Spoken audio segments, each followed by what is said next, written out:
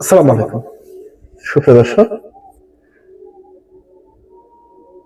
আগামী ত্রয়োদশ জাতীয় সংসদ নির্বাচনকে সামনে রেখে বাংলাদেশে যতগুলি রাজনৈতিক দল রয়েছে প্রত্যেকটি রাজনৈতিক দল নির্বাচনী ইস্তেহার ঘোষণা করছেন।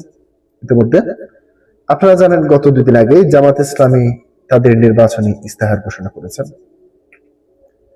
এবার বিএনপি তাদের নির্বাচনী ইস্তেহার ঘোষণা করেছে। কে আছে তাদের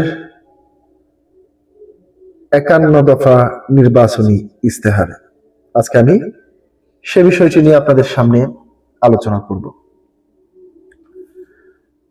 প্রিয় দর্শক, গত 6 ফেব্রুয়ারি রাজধানীর সোনারগাঁও হোটেলে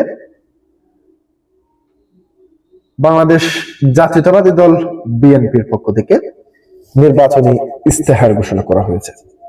ইস্তেহার পাঠ করেছেন দলটির চেয়ারম্যান তারেক রহমান।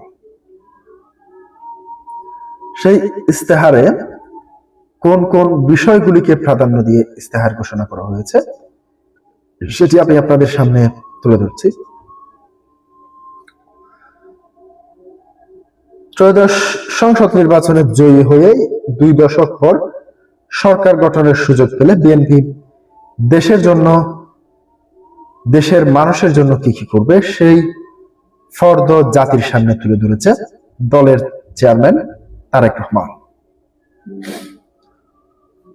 জনকল্যাণমুখী সমৃদ্ধ বাংলাদেশ গড়ার প্রতিশ্রুতিতে 9টি বিষয়ে অগ্রাধিকার দিয়ে 51 দফা এই নির্বাচনী ইস্তেহার সাজানো হয়েছে। শুক্রবার বিকেলে 3টায় ঢাকার হোটেল সোনারগাঁওয়ে হল রুমে বিএনপির নির্বাচনী ইস্তেহার ঘোষণার অনুষ্ঠান শুরু হয়। দলের মহাসচিব মির্জা ফখরুল ইসলাম আলমগীরের সভাপতিত্বে অনুষ্ঠানটি পরিচালনা করেন কেন্দ্রীয় নির্বাচনী পরিচালনা কমিটির সদস্য সচিব রুহুল কবির রিজভী এবং স্বাগত বক্তব্য রাখেন কেন্দ্রীয় নির্বাচন পরিচালনা কমিটির চেয়ারম্যান ও স্থায়ী কমিটির সদস্য নজরুল ইসলাম খান। জাতীয় সংসদ নির্বাচনে এবার বিএনপির নেতৃত্ব দিচ্ছে তারেক রহমান। সেই হিসেবে এটি তার প্রথম নির্বাচনী ইস্তেহার ঘোষণা।